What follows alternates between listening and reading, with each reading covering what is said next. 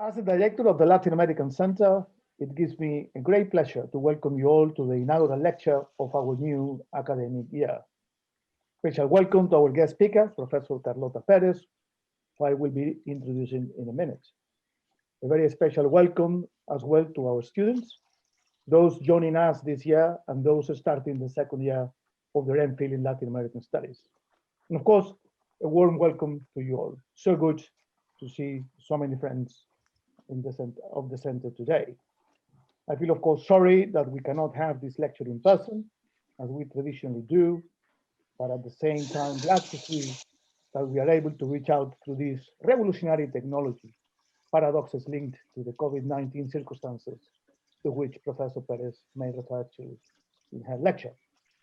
We have put again another exciting seminar program for this term, our main seminar series every Tuesday, the Coffee and Science series organized by our colleague Andresa de Sousa Santos, director of the Brazilian Studies Center, on Wednesday, starting next week.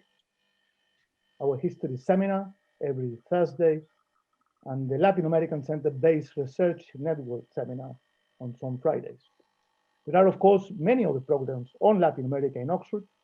There is, for example, a new Caribbean network being organized with the Oxford Research Center in the Humanities Torch, to which LAC affiliates contribute, and they had their first event earlier this afternoon. And there will be a new seminar series on the Colombian peace process, which will start this Friday in Merton College. We will keep you posted on all these events through our Monday bulletin, the Latin American Oxford in Week this week. And if you know about any other events in Oxford, please let us know. Well, it is really a great pleasure to introduce our very special guest speaker, Professor Carlotta Perez, and indeed, welcome her back to the Latin American Center. A researcher, academic, and international consultant, Carlotta Perez studies the social and economic impact of technological change and the historical changing conditions for growth, innovation, development, and competitiveness. She is an honorary professor at the Institute for Innovation and Public Purpose in UCL and at the University of Sussex. Author of the influential Technological Revolutions and Financial Capital, The Dynamics of Bubbles and Golden Ages, published by Elgar in 2002, her career began in civil service. She was founding director of the technological development in Venezuela in the 1980s. As a consultant, she has worked for several Latin American governments, for multilateral organizations, and many global corporations. She recently chaired the European Commission's Horizon 2020 expert group for green growth and jobs. As academic in residence at Anthemis, UK, her current research project, Beyond the Technological Revolution, analyzes the social shaping of technology and the historical role of the state in defining the context for innovation. Welcome, Professor Perez, as the inaugural lecturer of our academic year at the Latin American Center in Oxford. Carlota. So we're going to talk about technological opportunities and the dynamic post-COVID future for Latin America. So I'm going to give you what I consider an optimistic view of the future. And I hope you will consider it so too. We're going to begin by the question that everybody is asking. The question that everybody has in their mind today is, what role can COVID-19 play in the development perspectives of Latin America? And I have an answer for that. And it's a very odd answer. I say that it's going to depend on the role COVID plays on how the information revolution is shaped in the advanced world. This means, first of all, that information revolutions are shaped. They don't just shape us. And the second thing it means is that we really depend on what happens in the advanced world. We can do many things. It's not that we depend totally. I don't believe that the dependency theory is this very, very rigid thing. But our opportunities actually come from whatever happens in the advanced world. So what I am going to hold is that opportunities for development are a moving target, which is defined by the phases of evolution of global capitalism. So there is a pattern to how capitalism evolves, how it absorbs technological revolutions, and the phase in which they are determines the possibilities that we have. So, of course, this means that in my terms, it's important to identify the specific opportunities in order to be able to take advantage of them.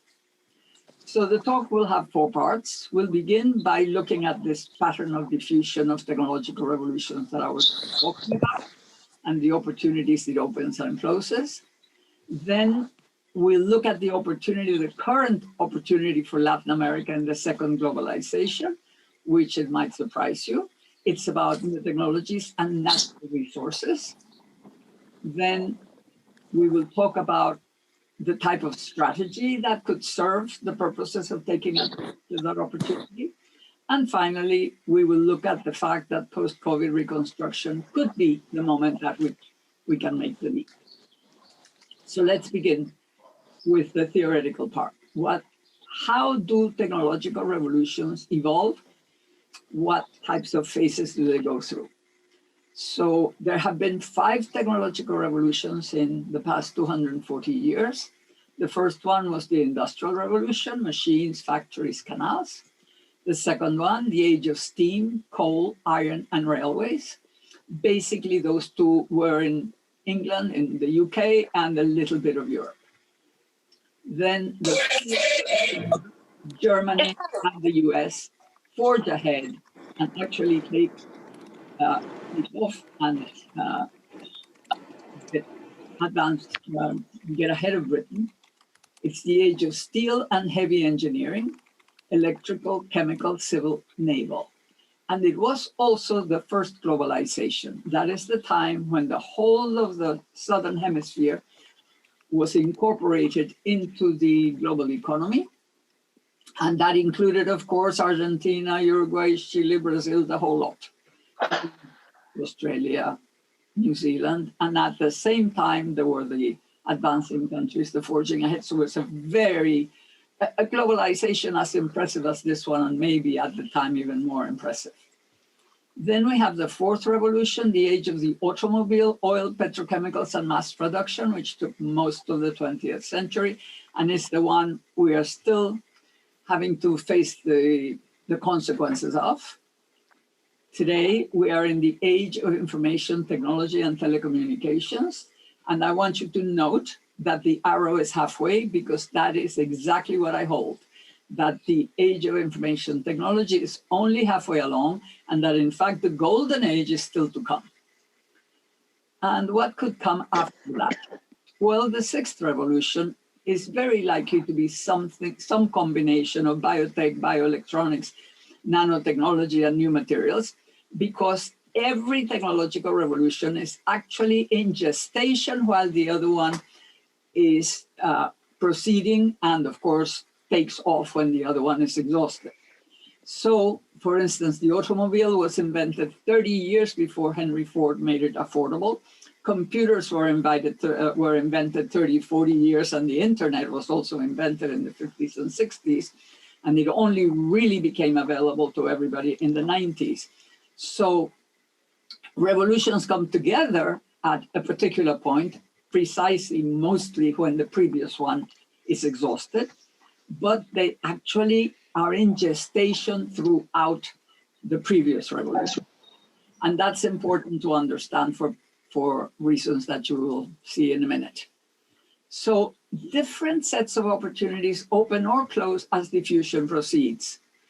And they radically change with each revolution. Not only do they change because of the phase of the diffusion, but they also change because of the nature of the revolution.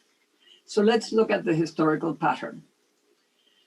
We begin the early years, the early decades of each revolution, I have called installation. And that's the time when the new technology is installed, but the previous one is still there. And it's mature and it's declining, but it's still there. So there is this battle. So it's a period of intense experimental innovation, which Schumpeter called of creative destruction. It's a time of elimination and replacement of jobs, of skills, of industries and products. So it's a very painful time for lots. All the inequality we're going through are the result of the installation period of the information revolution. And there is the polarization of income, and we have financial bubbles and collapses. In fact, every revolution has its bubbles, and when it collapses comes something that can be called a turning point recession. The moment when we go from the installation period, which is this very difficult experimental thing with a lot of polarization, to what I will now describe as the golden ages. So the turning point is a time that comes after the collapse of the bubbles. It's when destruction is revealed, it's very visible. There is resentment as fertile ground for populism. So we now have lots of populists all over the world. We used to have in the 1930s, which was the previous turning point, we had fascism and communism as the two offers at the two extremes. There is division in political parties, emergence of new movements, like we now have the Green Movement and all others, because people are unhappy. You see the whole conditions of that recessive turning point when things have to change. And yet there is a huge technological potential. In the 1930s, the whole of the mass production revolution was already there. It just had to be deployed. So we get the golden age. Next. La presentación. Somebody talking to me? Ahorita chismeamos quiénes están. So the golden age is a time when we have a clear direction. All right, can you please turn off your microphones? Sorry for interrupting. In direction for innovation with a new potential. We have a change in lifestyles, which is very important because changes in lifestyles are what creates the new jobs. So the lifestyle of the suburbanization, the suburban American way of life of the 1950s and 60s, which is still with us, and it's still being copied by the Chinese and the others, everybody who's coming in. That created all the jobs that mass production was eliminating. Created enough, it even created more. We could now have a lifestyle that is green, and that is smart, and that is fair, and it could be a much more dematerialized type of thing, much more services, less products, much more rental, less possession, and so on. So that the change in lifestyles creates jobs, creates prosperity, the policies reverse inequality. There is a proactive state, a positive sum game between business and society. Those are the better times of capitalism. That's the Victorian boom, that's the Belle Epoque, that's the golden age, the post-war golden age, and hopefully we might have one ahead. So what determines what happens in these periods? Well, in installation, it's finance that sets the direction. In deployment, the government sets the direction. So we have to bring government back. The austerity, free market, whatever, doesn't work for deployment. It can work for deployment. And between the two, who sets the direction? Nobody. It's a rudderless time. It's a period when nobody knows which way to go. And that's precisely the moment when it's necessary to pick up and make the changes that will bring the golden age. So opportunities for catching up, which is different from what's happening in the North, which is what I have just described. I mean, it doesn't have to be the North, but that's where the advanced world has been. The opportunities for catching up will open or close depending on the period and on the nature of the technologies. So it's not by chance that groups of countries develop similarly in the same period. So we have the leap of US and Germany in 1870 to World War I. That was the maturity of the second revolution and the installation of the third. It was forging ahead, overtaking Britain, using tariff protection and subsidies. By the way, very high tariff protection. The US had an average of 60% tariffs. And subsidies all over, and the same thing in Germany. And that's how they leaped ahead. Then we have Australia, New Zealand, South Africa, Argentina, Uruguay, Brazil, and Chile in the same period, more or less. They were able to catch up. And there was increasing global demand for counter-seasonal food and raw materials. So when it was winter, it was, you know, they had summer and winter, so you could have the counter-seasonal agriculture and minerals, of course, all the time. Then we have in 1960 to 90, we had Japan and the four tigers making the leap. That was the maturity of the fourth and the installation of the fifth. So you have both the mass production things and microelectronics. That was the second globalization. So we see Japan rising to number 2, and then the four tigers catching up. Then we have in Latin America, import substitution. This was much earlier. This began, or more or less, in the 50s, 60s, and 70s. We had import substitution industrialization, and others in Asia were also doing the same. We had advances in development, producing for the domestic market under protection or for exports with subsidies. So we had a limited, but it was a very interesting and successful period for Latin America, even though many people don't want to recognize it. And China and India now, 1980 to date, the maturity of the fourth revolution, installation of the fifth. So at the same time, these three last things have happened more or less in this period. They have made the leap to the front with multifaceted state support, very complex state policies to do that. And opportunities come and go, and they are never identical. So it's no use copying past successes, but rather identifying the new trends and possibilities. So let's take a look at the combination of conditions that enabled import substitution industrialization in Latin America. In the world context, we had the first world with saturated markets and mature technologies. Latin America was interested in producing. And we had mature transferable technologies in the advanced world. So that created an opportunity for import substitution and the assembly industries, mainly for the domestic market, for reasons that have to do with the size, with the possible utilization of very large sizes of mass production plants. The local context, what was it? We had educated middle class with solvent demand, not too large, but enough. Governments with income from mono exports. So in fact, it was the mono exports, all the energy and copper and whatever other things we were exporting, that gave the state the capacity to be able to fund the process. And we had the possibility and the willingness to protect the domestic market, which was taken away during the 80s and 90s. So Latin America grew at an annual average of 4%, and some 8 and 9% in some cases, some countries. The middle class increased and a new working class emerged. Infrastructures were provided, a wider managerial layer development. So we're talking about a certain stage of development achieved, quite a few achievements, and a very important one. We acquired experience and knowledge in the processing industries, not in the assembly industries. We were just, well, not.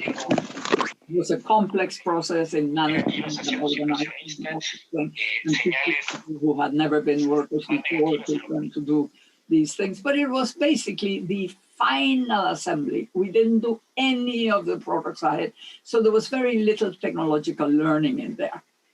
But in the processing industries, that's different, because if we wanted to make tomato ketchup, we needed to take the tomatoes from the country with a different taste and a different conditions and maybe a different shape or whatever. We needed to change all sorts of things. The processing industries, which are chemistry, agroindustry, and all these things, they are basically industries which are not as simple as putting two things together with a screwdriver. So that's one thing that I would like you to note, because it has a lot to do with why we can take advantage of this combination, the new combination that we can now have.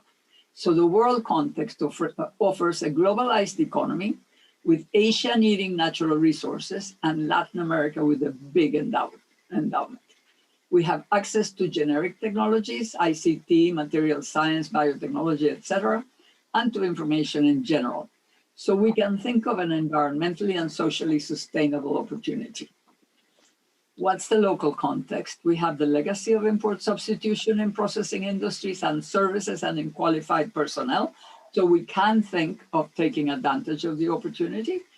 And we have the condition of hyper-segmented markets.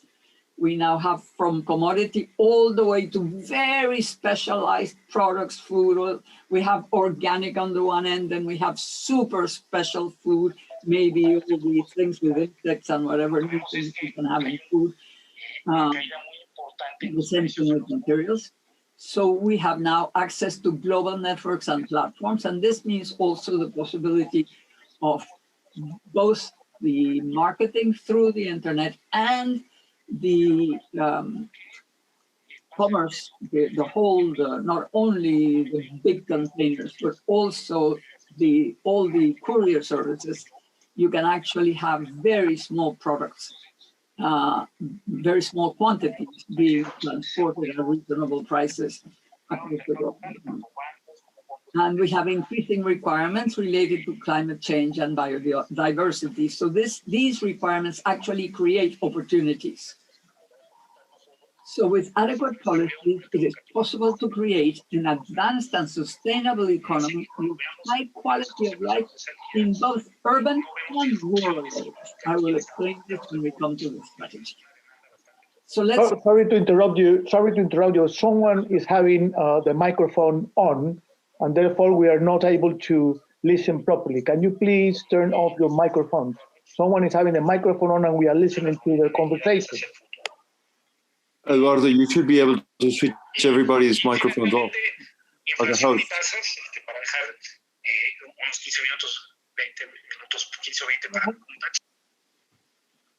Very strange, it's still going on, huh? Okay, that sounds like silence. So let's go on to look at the opportunity in the second globalization with natural resources. First of all, I want you to note that there have been changing views on the role of natural resources in development. In the third revolution in the age of steel and heavy engineering, it was considered a huge advantage. It was a major asset to favor and finance development. The US, Canada, Australia, New Zealand, Argentina, the Scandinavian countries, they were all funding and developing thanks to their natural resources. Even Germany, which had, of course, iron and coal and all this thing in the, and agriculture. But in the deployment of the fourth revolution in the age of mass production, it became a disadvantage. In the 1940s and 50s, increasing advantage goes to manufacturing industry, so that Pérez and Singer write about the price scissors. So manufacturing industry prices were going up and all the natural resource prices were going down. Then we have the Dutch disease, which is another phenomenon, which was about how the prices of raw materials in the world economy was making it impossible for local industry to be competitive. And then we have the resource curse, which is all about corruption, which of course we cannot solve, but it doesn't mean that we can do nothing with the natural resources. So what could happen now? Could it be that the deployment of the fifth revolution, the age of information from the 2000s, have turned natural resources into an advantage? I would hold so. Let's look at our ideas about natural resources and what has changed. Prices, they're tending to increase due to limits. They went up very high, they came down, they're going to continue being volatile. That's not going to stop, but they will probably be volatile over a higher level. Corruption is going to continue being a problem. However, the nature of markets is changing substantially. Natural resources used to be only commodities. Now with hypersegmentation, we have a long tail in products, in services, food, and materials. A long tail is that some products are commodities, but there are many, many, many, many more products that are small markets, but very, very profitable. much more profitable than the commodities that have a very narrow margin. And in fact, many manufactured products and services have become commoditized. So it doesn't matter what you are. You're in the manufacturing world. Right now, televisions are a commodity. Even many of the things that have to do with the computer industry, how do you call them, the pen drives and all these things, all those things are commodities. They're manufactured, but they're still commodities. And of course, there are very special products at the other end. Every single market is now hyper-segmented. Demand grows. Okay, now there's going to be a very strong demand for natural resources in the emerging countries. And they need to feed the new millions reaching the middle class. And the Engels law, which said that as soon as people advance, they need less food, and mainly.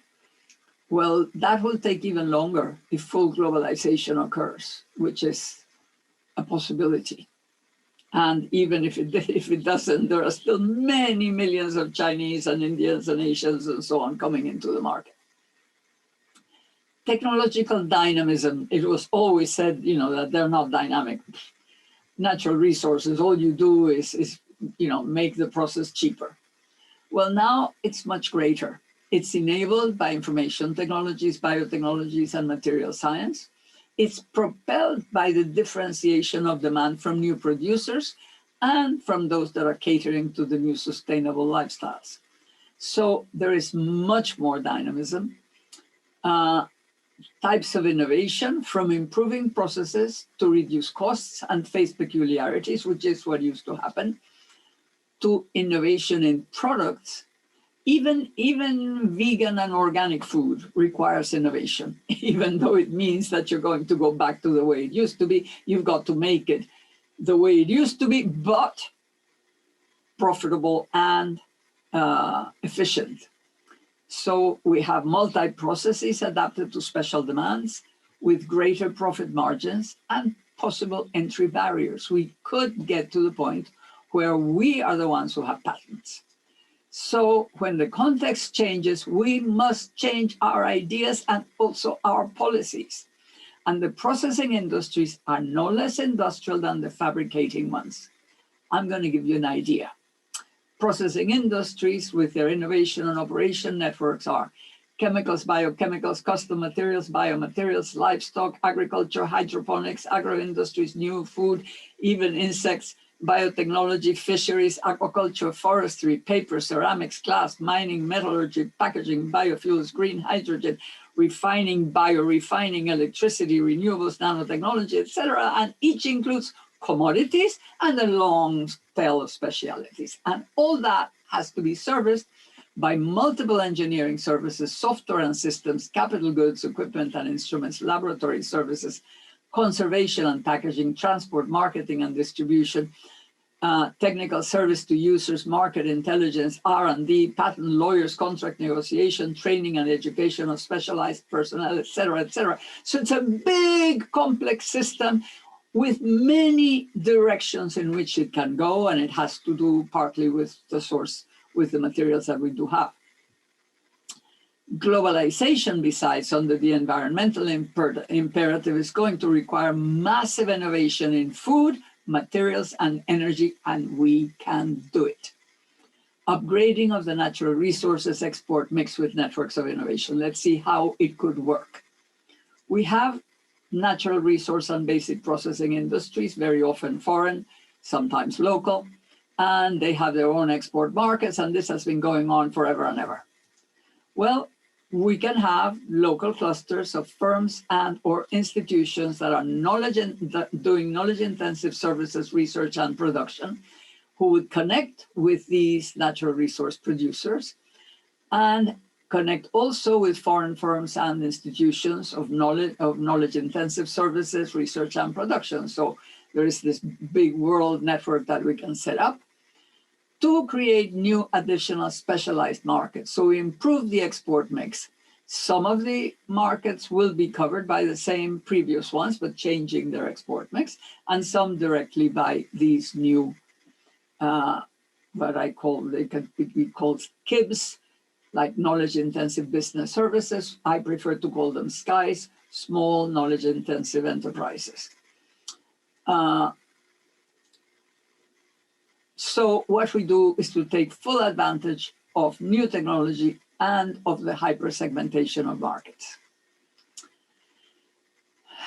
Now, natural resources have to be seen in a systemic context, from relatively isolated production to a complex network aimed at innovation. It used to be that they were like in some areas of the country where you have this isolated production things, very often with foreign companies that even had their own sort of living conditions.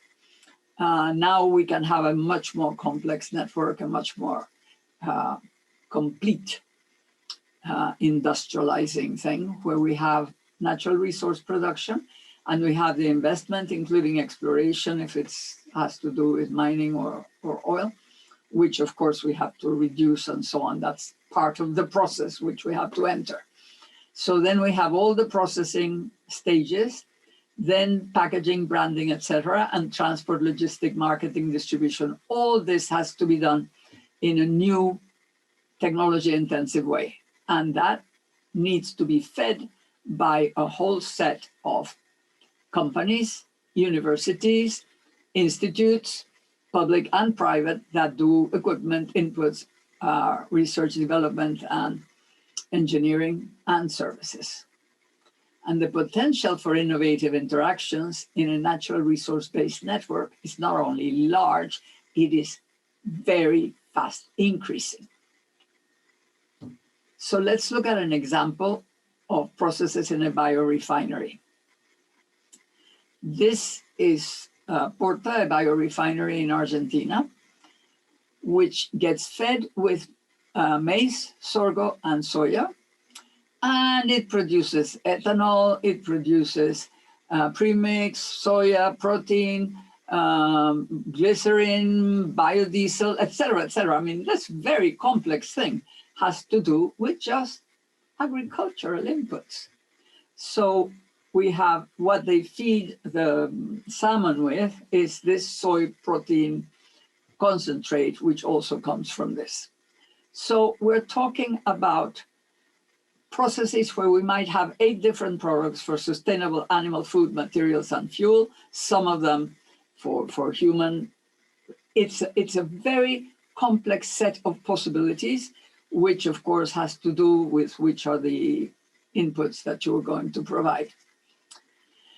But processing industries are peculiar. They have certain implications that are important to take into account. In most cases, they have high investment costs. So they need to consider financing, we need to consider financing strategies or alliances. In some cases, we also need a lot of knowledge because they use mainly skilled labor. So we need intense education and training efforts. Their raw materials from land and water involve specific environments. So we need to actively involve the communities affected so that they know what's going on and they're not, it's not against them. This is a very important thing that's now happening, which didn't happen with processing and with assembly industries. And they will not help reduce poverty directly. It's very little amount of, most of these things require not so much unskilled labor. So we need to develop a complementary strategy for the local economies. So let's see what that strategy would look like, a dual inclusive strategy. We're going to aim at 2 different and complementary goals: economic growth and global positioning, and full employment and well-being for all. 2 different and integrated ways of achieving them, establishing a dual strategy with differentiated policies and support networks. How would that be? I am proposing a dual integrated strategy for Latin America that will combine low and high tech employment, sustainable activities, and low and high tech companies. We'd have, on the one hand, the constantly upgraded production networks around natural resources, which are the engines of growth of the economy. and they would be using competitive technologies for global markets. On the other hand, we're going to have interconnected, specialized local economies all across the territory, so that we have a differentiated development across the land in each part based on the local productive vocation identified and or promoted for local or global markets. So the idea is to keep people at home, keep people in the territory, no more going to the cities to turn it into slums and to suffer and to have informal economy and all these things. It's the opposite. We're going to create good life in the countryside. And that means, of course, internet and all sorts of other things, which I cannot discuss today. But it means rethinking development by stopping this idea that we have to create jobs in the cities and then attract the people to come to them. We can create wealth in every part of the territory. So the objective of these advanced things would be growth and generation of foreign exchange, but the objective, and of course the wealth of each of them, but as far as the state and the society is concerned, we get wealth that can be distributed.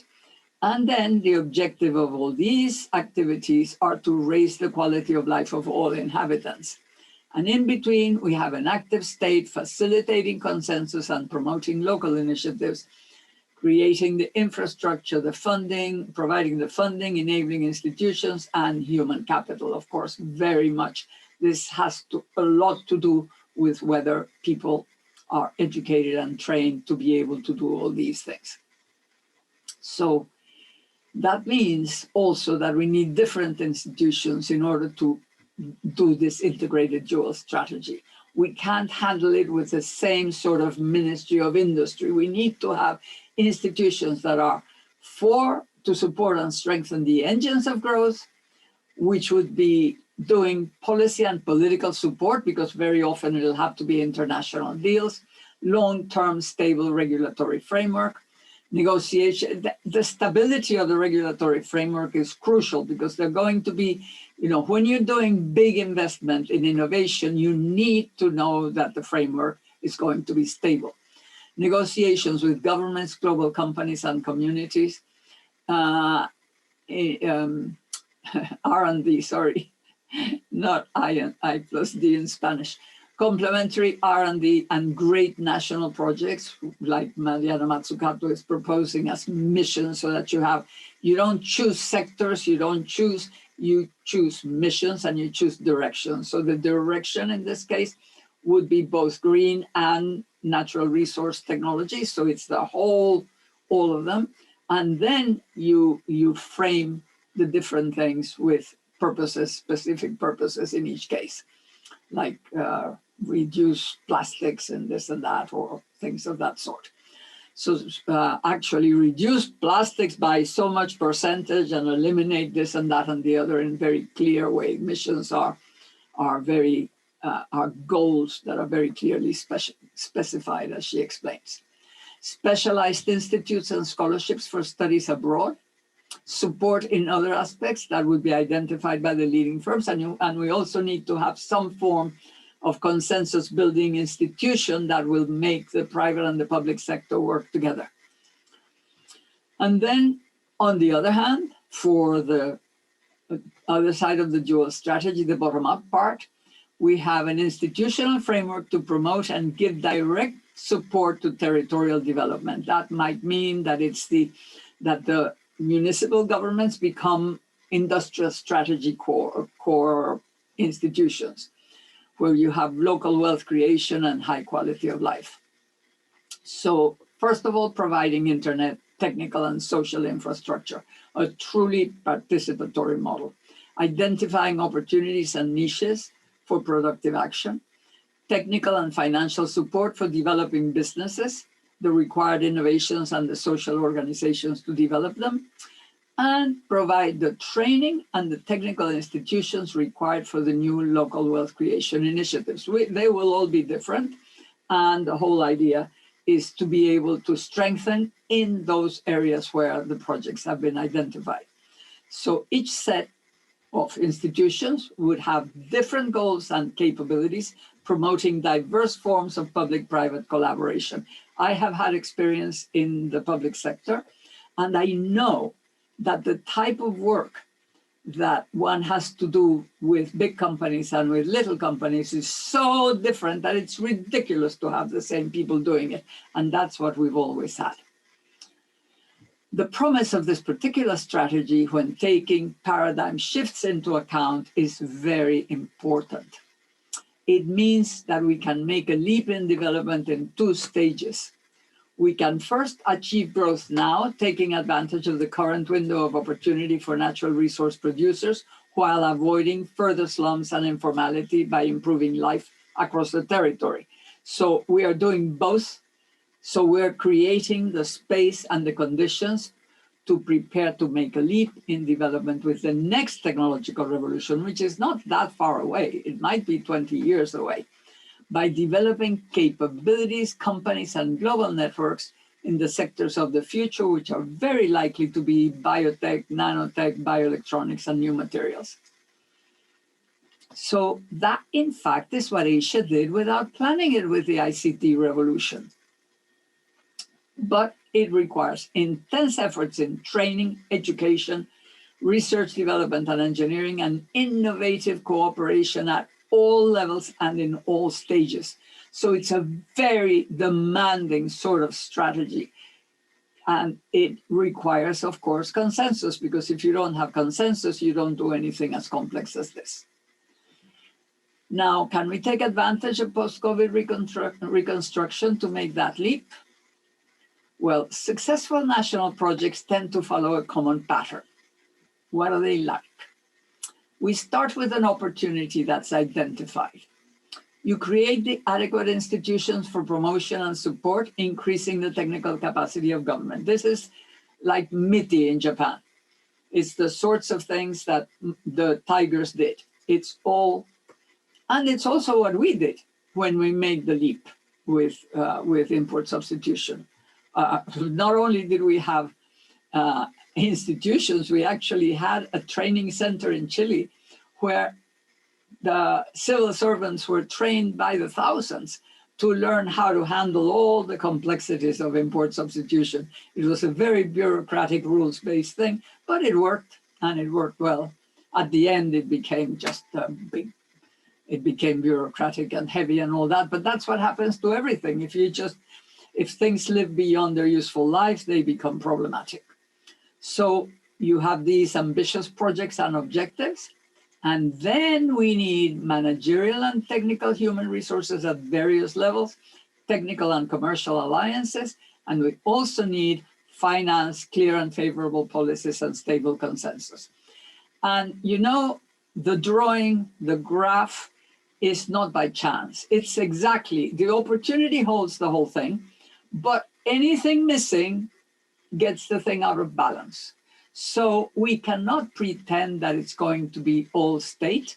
We cannot, of course, pretend that it's going to be all private sector. Neither markets nor the state alone, but both following a consensus direction. And one of the reasons why we need the adequate institutions is because we need institutions that are capable of building that consensus so that we can actually go ahead with such a project. And it's important for us to note that globalization shapes the window of opportunity. Together, the extracting and processing industries have lagged in outsourcing and greening activities, but they are beginning to move, so it's a good moment to take advantage of that. The global specialized service companies are overstretched and not only will probably welcome the entry of local allies, but they're actually promoting them.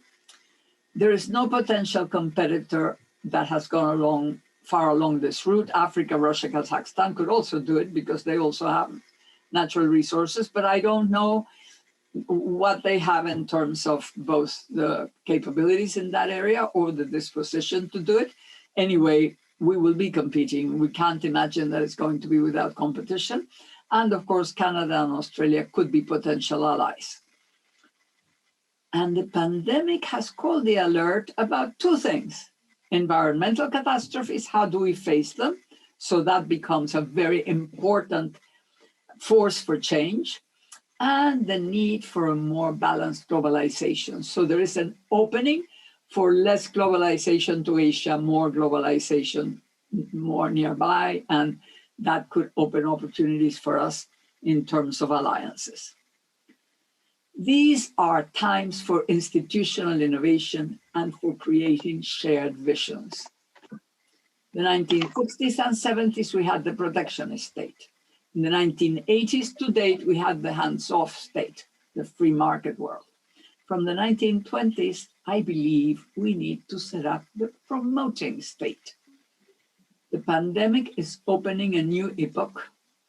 Post-COVID reconstruction, just as that after World War II, is likely to accelerate the changes in production methods, in sustainable lifestyles, and in policies that use them for development. So it's the moment to seize the opportunity.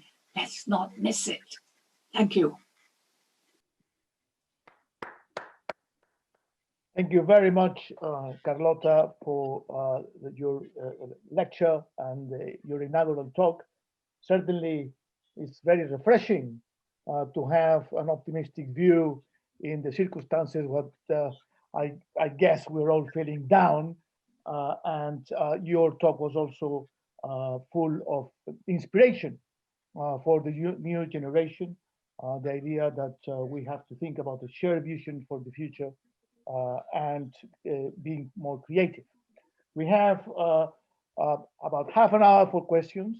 So please, if you want to ask questions, you can do it in two ways.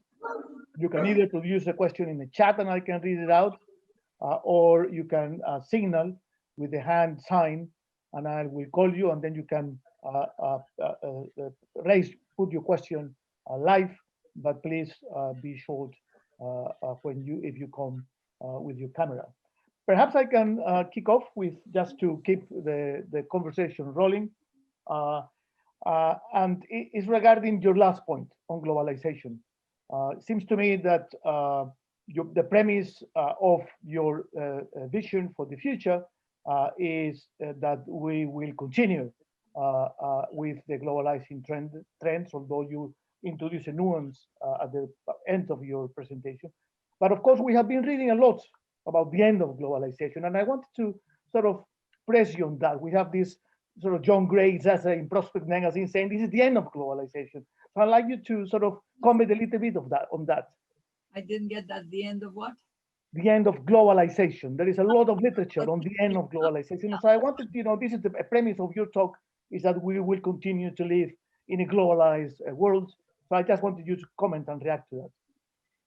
Okay. Number one, globalization didn't have to be the way it was. The reason why we're going to have globalization, whether we like it or not, is because these technologies are globalizing by nature. You cannot, the whole of the information technology world, that's frontierless, and there's no way we're going to stop it. I don't know, maybe the Chinese will manage to make a separate, maybe there's going to be something that breaks up the internet into 3 bits. I don't know, maybe. That's very unlikely, I would say. But basically, what information technology has allowed is an actual global economy where companies can be unimaginable sizes, trade can be very easy, it has been facilitated in all sorts of ways, and therefore it's almost impossible to actually stop globalization. But what you can do is shape globalization and change it completely in its nature. It was very lopsided all to Asia, first of all. Secondly, destroying all sorts of things without thinking, worrying only about cost and not about resilience or strategy or any other criteria. It was just cost. And of course, what was happening was, on the one hand, that you were producing cheaper and cheaper and paying less and less to the workers and everybody in the advanced world, who were the ones who were going to buy these things. So the cheaper the things were, the more likely it was that salaries would not increase in the advanced world. So you created this inequality gap helped by the fact that you have this incredible amount of low-cost labor available. You know, this idea that Marx talked about, the reserve army of labor. Well, to have a country of hundreds of millions of people that was closed, and then it gets opened up, and then there you are. You have this incredible reserve army of labor that you didn't have before. That changed conditions so radically that people went like, you know, they didn't think anymore. This was like a miracle that happened for businesses that were in mature technologies. Precisely, that's why we had import substitution, because they were no longer profitable. Labor in the advanced world wanted to increase salaries further, but productivity wasn't increasing anymore, because that's what happens at the end of a revolution. So this is the very complex situation that was created by the type of globalization. What could the new globalization look like? First of all, not so extreme, much more dispersed across the planet. Secondly, not so exclusive,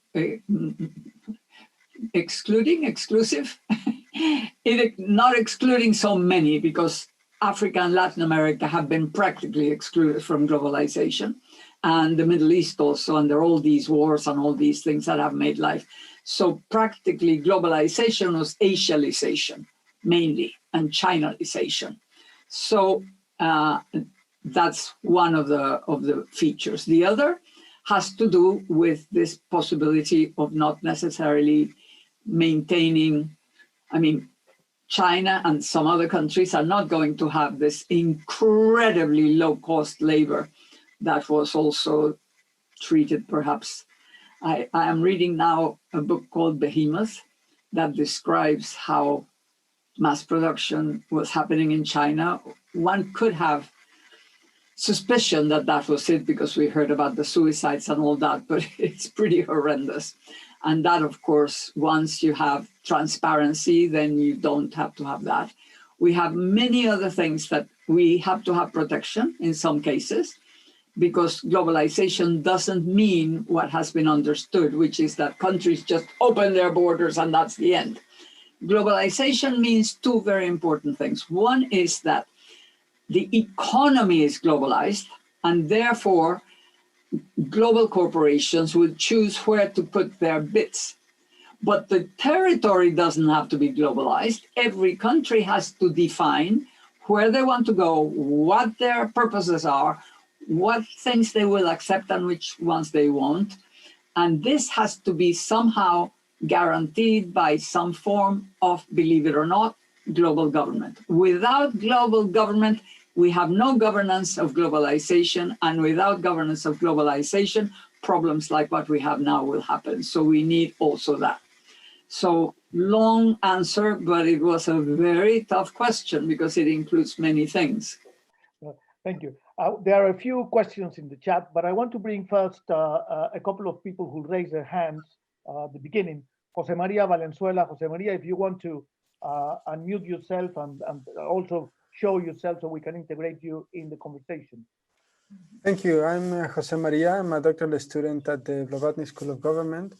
And I want to ask you about the significance of regional strategies. And by regional, I mean multiple countries' strategies within Latin America, with the discussion of reshoring and regional specialization that has been occurring in recent times. I wonder whether these sub-regional, let's say Mexico, Central America, the Caribbean, the certain parts of the Southern Cone would make sense of to drive the discussion forward.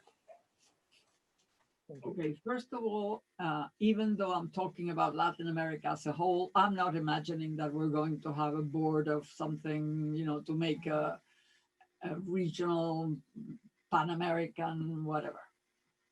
I think if we all do the same thing, according to our own conditions, every country can do it, and then in the end we have connections. But I also think something much crazier.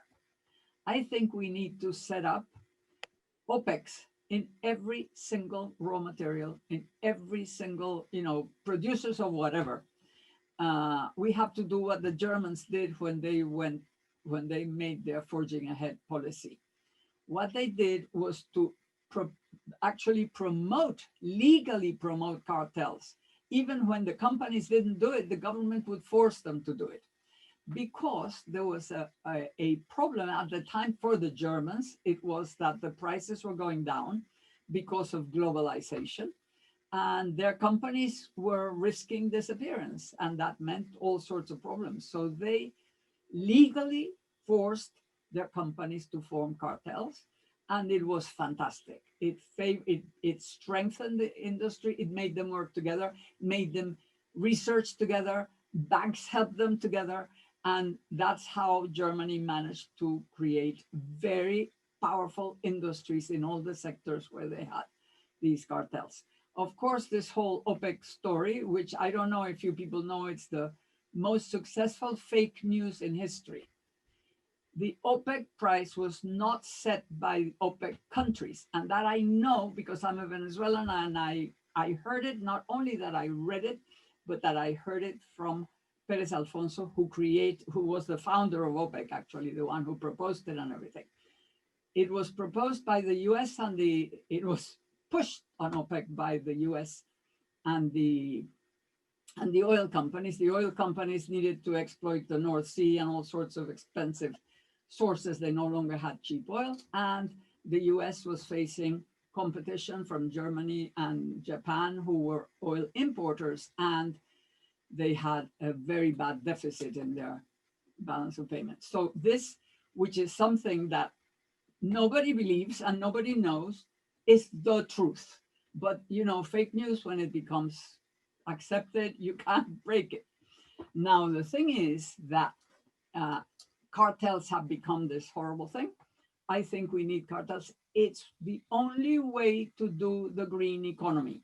We've got to make the prices of raw materials be very high so that we can dematerialize the economy, so that people will innovate reducing materials, so they will innovate turning products into services, and so that the producers of raw materials can receive higher unit prices for less material, because we need to help reduce materials. So if we are going desperately to sell cheap materials because we need, otherwise we don't have incomes with which to develop, the advanced world should not only accept but promote, and it should be organized in an international something, so that every set of producers will be able to raise the prices, so that innovators will reduce them, and we need the recycling. I mean, the whole green economy requires high prices of raw materials. The case with food is different, but anyway, it's too long to discuss. But definitely in terms of materials, we need to do things like that. So that means it's not just Latin America. We'll have to be together with Africa, like OPEC. It's wherever you are. If you produce that particular material, you get together and you decide how much each one will produce and what the prices will be, and even with discussion with the consumers, because it can be done in a planned way. So, I mean, that's as far as I would even want to go, but not necessarily to imagine that we're going to have a Latin American board of industrialization or something.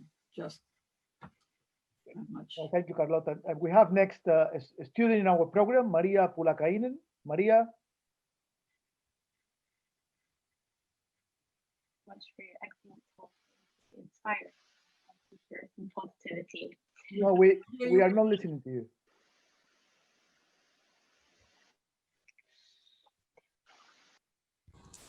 Hello? Yeah. Can you hear me? So thank you, Carlota, for an inspiring talk. I really enjoyed it.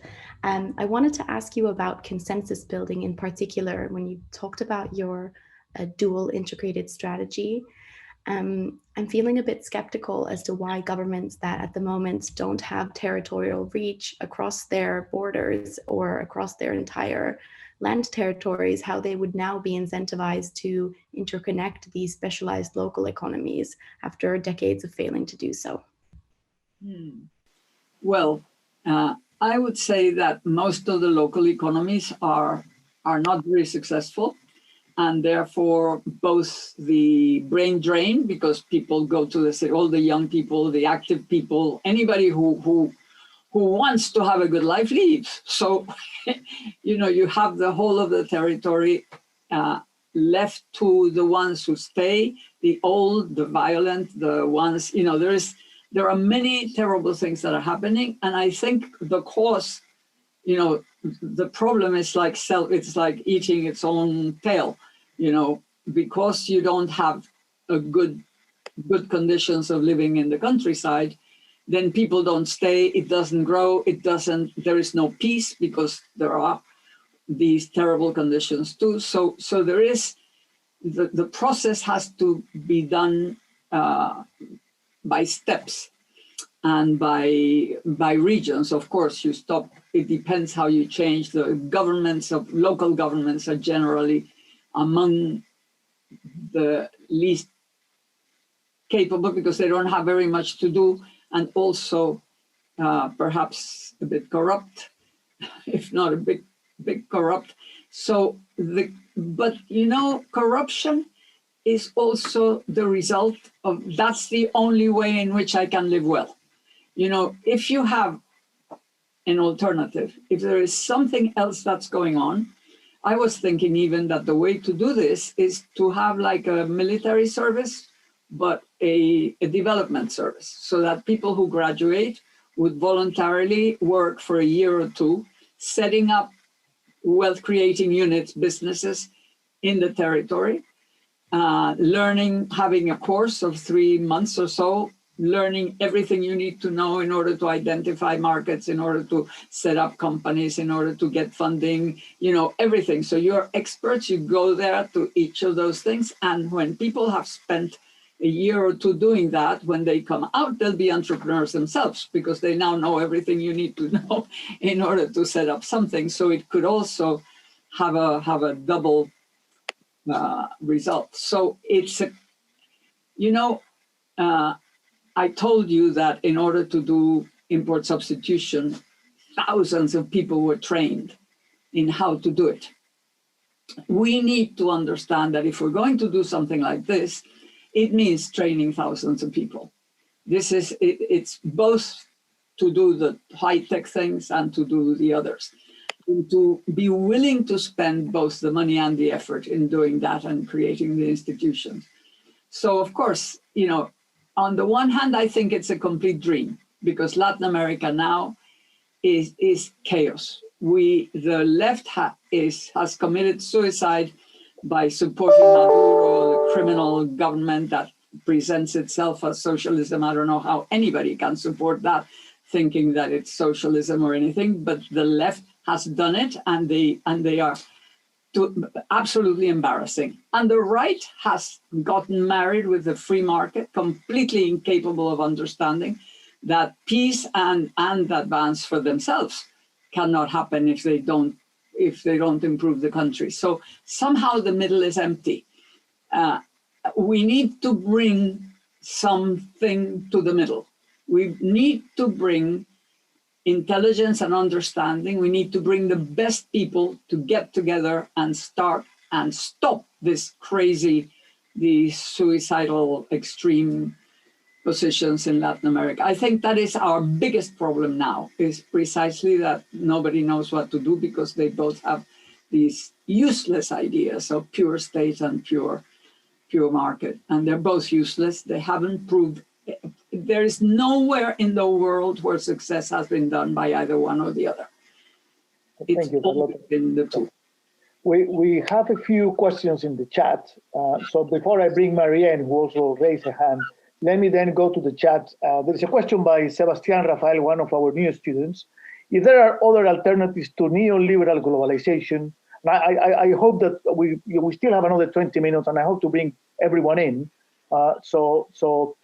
Yes, I repeat the question. If there are other alternatives to neoliberal globalization, would it be possible to think of a more Keynesian globalization with increased national sovereignty in economic policy and with more safety nets? Absolutely, that's what I was saying. We need to be able to use protection. We need to be able. Of course, there is one problem with the Keynesian. If you talk about the global notion of Keynes about the economy having to do with demand and all these things, great. But the mechanisms are very difficult because you can no longer think of economies as this hydraulic thing where you play the interest rate against the, against employment and so on. This sort of thing wouldn't work. And if Keynes were alive, he would already have thought up what to do. But definitely what we need is a globalization where protection is possible, where agreements between countries can be not this absurd thing that, this fanatical free market, which has failed. I mean, it is obvious that the world is much more violent. Peace in all sorts of places is difficult. Poverty, inequality has created resentment, has created populism. So to continue along that path within countries and between countries is absolutely mad. So yes, we need this other option. We have now another question from our colleague Celia Susterman. We know what needs to be done on the presentation, but once again, all this needs is a new type of leadership and political will. Can such leadership be identified in Latin America? Political will and what else? Political will and leadership. Can such leadership be identified in Latin America? I suppose, where do you see that Latin America, or adding to footnote to Celia's question, where do you see in Latin America people taking your advice? Okay, first of all, I think that a lot of people have turned their back on politics because it's disgusting, because they don't see anything that could be done. Many intelligent people would rather become entrepreneurs, would rather become anything but a politician. The first thing we need to do is to propose a politics that people are attracted to, that competent and real leaders and could be attracted to. So that's one first thing. We're also losing a lot of human capital, leaving our countries because there is nothing to be done. There is this lack of hope. So we need to actually work to bring the proposals on the table. If they are convincing, there will be people that will be interested, and then we could have, because right now the only thing is this populist thing about taking from the rich and giving to the poor, or the other extreme, because of course they're both populist, the super extreme right, that's a la Bolsonaro sort of thing. We need to provide something to hold on to, something to believe in, something that we want to do, and then we will have the leadership. Otherwise, it's not going to come. I think people have given their back to politics. So let me bring now Marianne Jimenez, former student of us and now a postdoc at the center. Marianne. Hey everyone, hi Carlota, so great to see you again. Thank you so much for your talk, it was very inspiring. I actually was going to ask about consensus as well, but now that you've answered that, I want to press you a little bit on the time question. So we know that building consensus, and in the midst of this political crisis, among many other crises in Latin America, it's going to be hard and it's going to take time. So when I was looking at your marvelous presentation, I just thought, when is this going to happen, and how much time do you have in mind for this process to actually capitalize? I know it's a tough one, and it's always hard to predict, but that was my first one. And the second one, I want to press you as well on the actors, right? So when you say we need to put this on the table, who do you have in mind? Do you think that society, global society or civil society should be part of this? Because I agree that the leadership is, sort of convoluted with many other issues right now in Latin America, to put it simply. So I wonder who is going to take this this process into the hand, this transformation, and actually, push for it and make it happen. Thank you. Okay, how long will it take? It could be done in 20 years. Think of internet. We've only had internet since '94. in 26 years, we've come this far. So change in societies happens in a can happen in a very rapid way. So I imagine that we could have in 20 years, the things coming, and some countries further ahead, some countries further behind, some countries actually showing the way, and then people wanting to copy those countries. You can only copy when the opportunity is still there. So if somebody does it, it is copyable still. We cannot copy Korea, but we can copy somebody who might do this. So the first thing is it accelerates once it takes off, and it takes off very slowly. So it could take 6 years to take off and 20 years to actually be looking strong. Now, who are these people who have to put this on the table? Normally, each of these things happen with new political parties, not, or breakaways from the existing political parties, and then you get new things. And those new things that happen generally come from new sort of goals. So it could be that the green revolution thing could bring young people and people who are not so young, plus the information revolution, plus because this is based a lot on a lot of science and technology being incorporated, that perhaps we could have this civil society sort of thing that might create political movements that might, in the end, depending on what they offer. Also, there could be lots of things happening before the government changes in terms of this local transformation. There can very well be people who go and organize communities to make them produce things. It's so easy to sell, even in places like, you can export things to Japan, to Germany, to whatever, relatively easily if you have something special. And the whole thing of identifying something special and being able to keep people could be one of the ways of starting to show that it's possible. Showing that it's possible is one of the things that's necessary. And that depends on whether some people will try it out. Yeah, and I think that's a good point in terms of without opening the idea of possibilities, then we get into fatalism. Now, there is a question from Sarah Sapico. How do you propose countries reform their political institutions to make them more stable and in the meantime attract foreign investment? Oh, well, this is all like bit by bit. Every bit counts. There are some bits that can begin before. We cannot bring foreign investors while we have chaos. I mean, there are countries that can't bring foreign investors at all, like Venezuela, which is total chaos. But there are some other countries. I mean, Argentina is half chaos. So, we need some countries like Uruguay, for instance, which is not chaotic at all, to perhaps do some of the things. I think I got lost with the question, thinking about, yes, now I got it.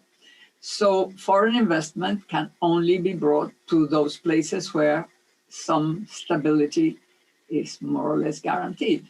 So that's one of the things that cannot happen. But even local investors, for local investors to want to actually enter into anything that's big enough, that's worthwhile, they have to have some form of guarantee that there will be stability in the regulatory framework, and that's very difficult. So, there are many obstacles, but there have always been many obstacles. All successful things have happened against obstacles. So the question is, could something like this, understanding the opportunity, because the opportunity is there, it is real, it is very wide-ranging, it has space for everybody, really.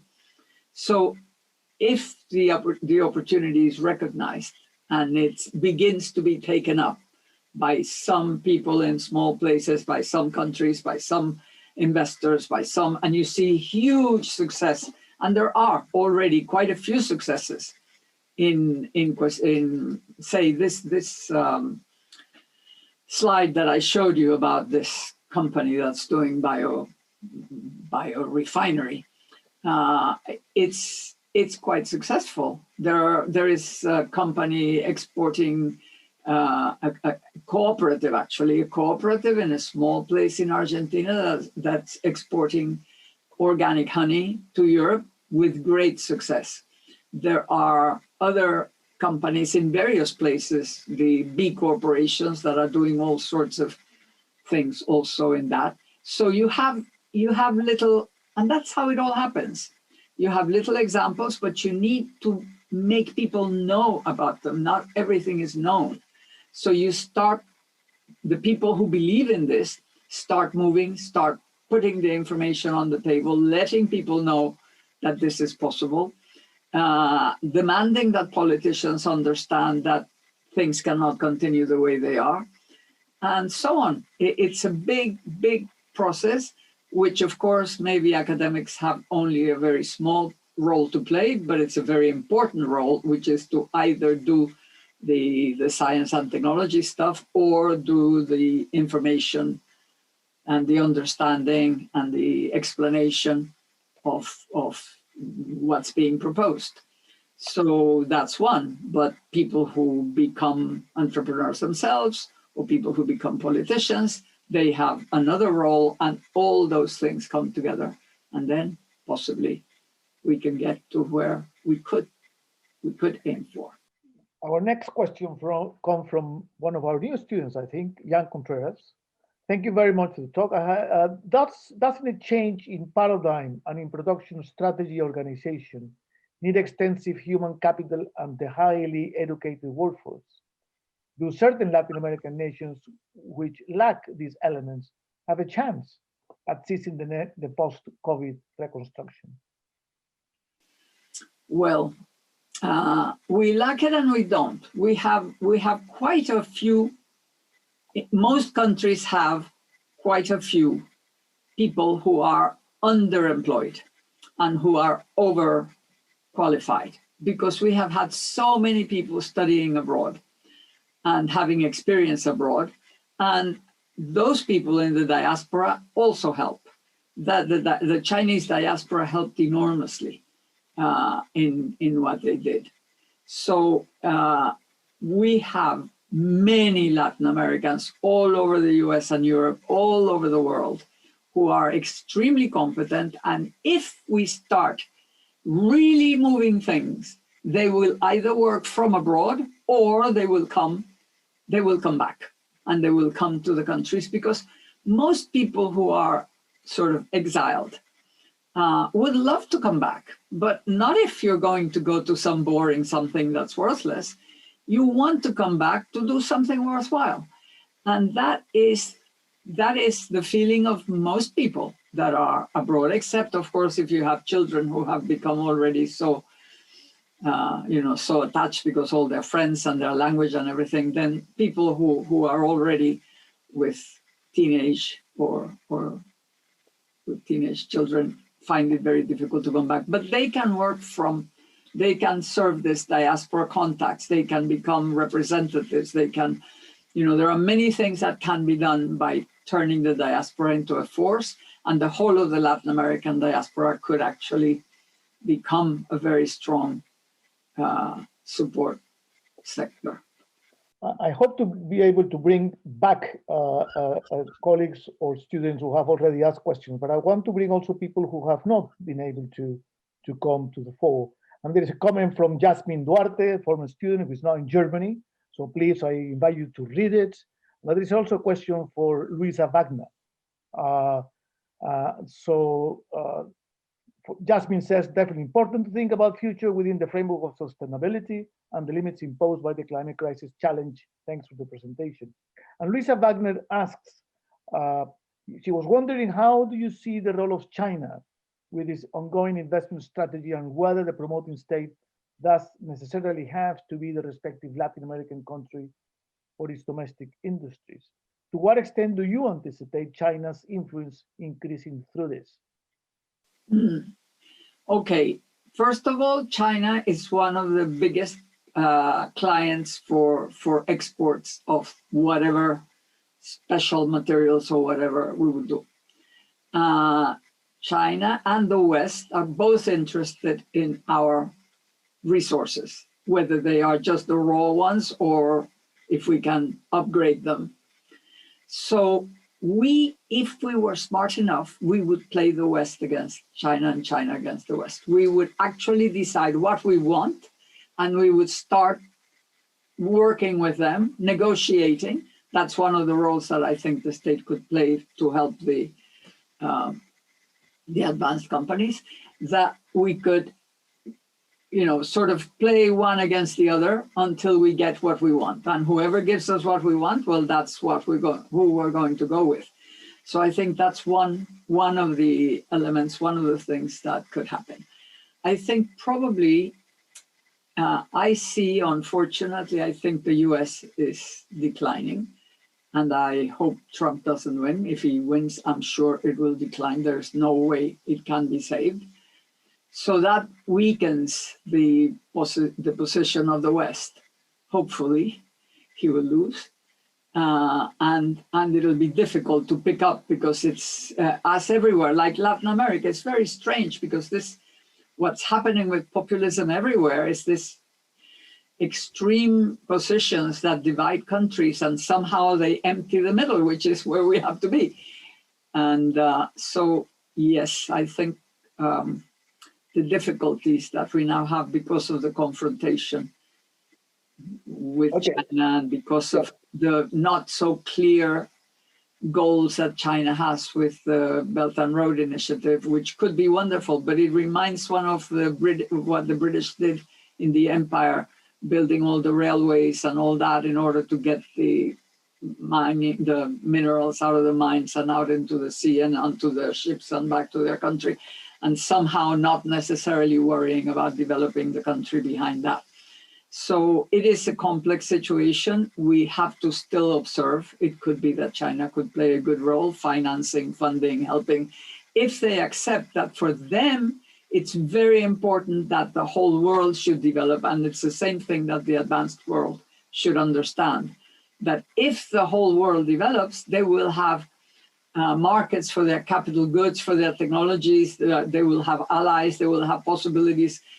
It's not like with mass production, where their main interest was to have low-cost raw materials so that they could have expensive labor and low-cost raw materials, and still, the sort of dependency situation where the developing world could not develop because it was not in the interest of the advanced world is over. Now it could be very much in their interest. It could have, that was one option of my talk that I didn't develop, but maybe you can read some of my papers if you're interested in that aspect. Thank you, Carlota. We are running out of time, but we may have time for a couple of last two questions. And I want to bring in my colleague, Diego Sanchez Ancochea. He is responding to a previous comment by Celia Susterman. And Celia said, ISI promoted conglomerates and see where we are today. Diego responds, as much as I agree with Celia's message about the difficulties of finding political leadership related to her previous comments, I'm not so sure if he agrees with her views on ISI. It was a period of highest growth, and as Alice Amsden's The Rise of Rest shows, it was a period of significant transformation in the global south. We can learn a lot about what worked and what didn't. The question is what to learn from a different moment in history. Maybe we can think about the structure of the state a little more. How can we build a different state? Where would you start? That's an easy one. You won't believe me, but I understood about 50%. I have tinnitus, which is something that... Right, okay, the question is, in a way, can we think about the structure of the state a little more? How can we build a different state? Where would you start? Oh, super different. One of the biggest problems that the advanced countries have is that they have not rethought their state. And that includes the welfare state, that includes all the policies, the way that policies are made, the way democracy works. There are all sorts of problems that these countries have, and we have even more. because we never really developed a sort of, well, let's leave at what we didn't develop. We need, first of all, to make government attractive to really competent people who want to change things. We need to organize government in such a way that people will be like in the most modern corporations, where people are creative, where they get an opportunity to actually change things, where you connect directly with the people. Government services should be like Amazon, you know, really simple. Everything, you just do one click, you know. This super bureaucratic, super heavy, super demanding, which becomes also a corrupt thing, is terrible. But then the more important things, the possible institutions, the new institutions that would have to deal with serious development processes in each of the areas where this has to happen, it has to be completely different. Even, you know, CONICIT, all those organizations that were promoted by UNESCO in the 1970s, that every single Latin American country set up, have made the separation between the scientists and the producers. They always talk about a bridge, but there was never a bridge. In fact, the reason why I worked in government, I proposed that we should have inside the Ministry of Industry, we should have a technological development directorate, so that we could make companies become technology conscious and develop technology themselves, and therefore have the other side of the bridge, otherwise than just the cantilever. So even that, we have those CONICIT things have to be divided into one, just education, science, all that, and the other, truly technology and industry technology and agriculture technology and natural resources or whatever. You know, we have to think of how to get it together. We have to bring, for everything, we need to bring groups where we have everything. We have business, finance, technology, the workers, communities to participate in all these things. We need radical changes, but for that, we have to go little by little. That's the whole problem. How long does it take? If we don't start, it's forever. If we start, it could be short or long, depending on how many join and how clear the whole thing becomes for more people. Well, I'm sorry to have to bring this to a close, but there is one last question, and I think we finish here. It's from Alex Leroy, and the question is, for this upcoming new globalization, do you think we will see a multi-speed Latin America? A country like Venezuela doesn't seem ready to have a promoting state without a political shift and might be left behind. This would widen the already existing gap. Well, I think that has nothing to do with what proposals we might have.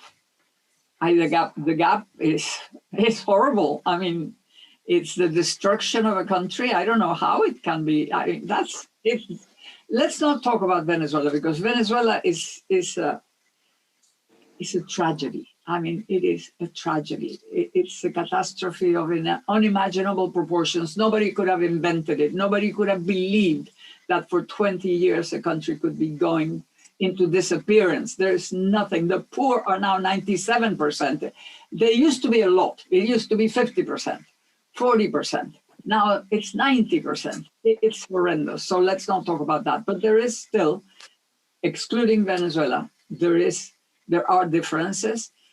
And I think it would be nice if we could think of some form of collaboration between the countries in order to, we have tried with the Andean Pact, we have tried with the, to try to strengthen each other with the Cono Sur, I can't remember what it's called.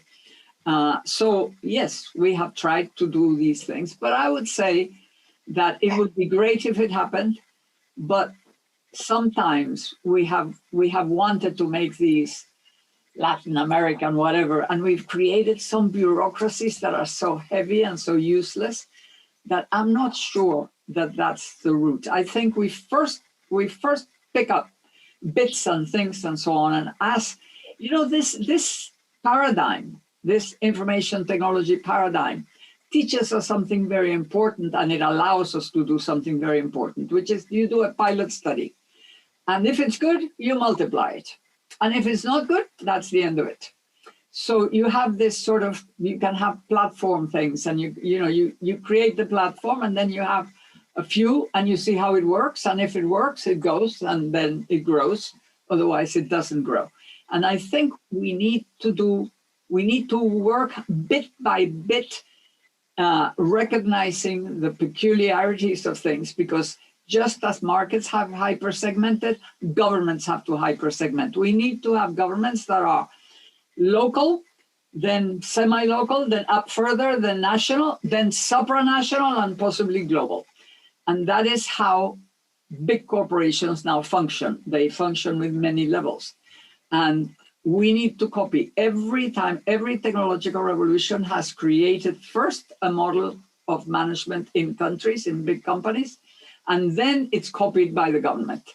And I think that is a very important lesson for us to now see how we could change both the purpose of the government, the way it's organized, the way it works, the way it relates to people, the institutions that are there, and so on.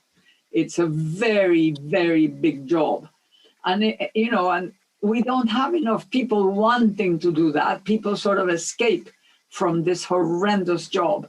But it's a wonderful job that we could all want to do if there were enough of us starting, and if things were starting to move and it looked like we could do it. I want to tell you, since we're going to end, that in my webpage, carlotaperez.org, there is an address. And normally, especially for students, I'm always available. The only thing is, if you ask something that I can answer with 2 sentences or 3 sentences, I will do it immediately.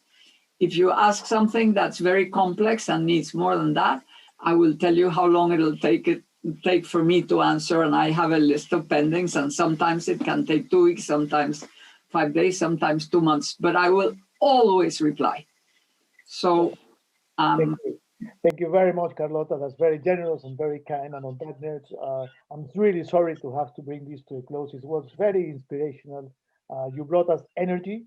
I think when one thinks about a model of inaugural lecture, the sort of thing that we have in mind for our new students and our institute and our center, I think that was a model of inaugural lecture. I think it was interdisciplinary.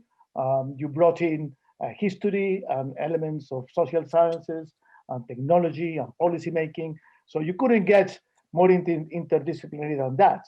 And of course, the most important thing is that you convey a message of optimism at these very difficult times for everyone, certainly for Latin America, but also for all of us in our global community.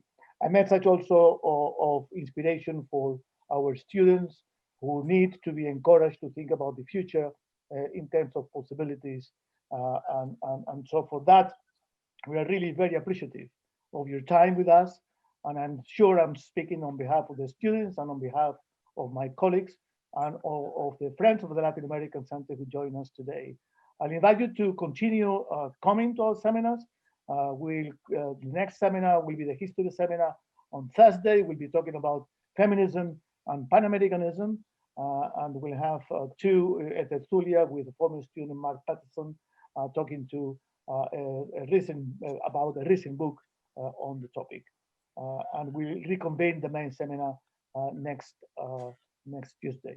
So if you want to show your faces or turn on your microphone to give a round of applause to Carlota. In different circumstances, we'll have a glass of wine. We hope to have that in the future. Thank you so much, Carlota. That was great. Thank you, Eduardo.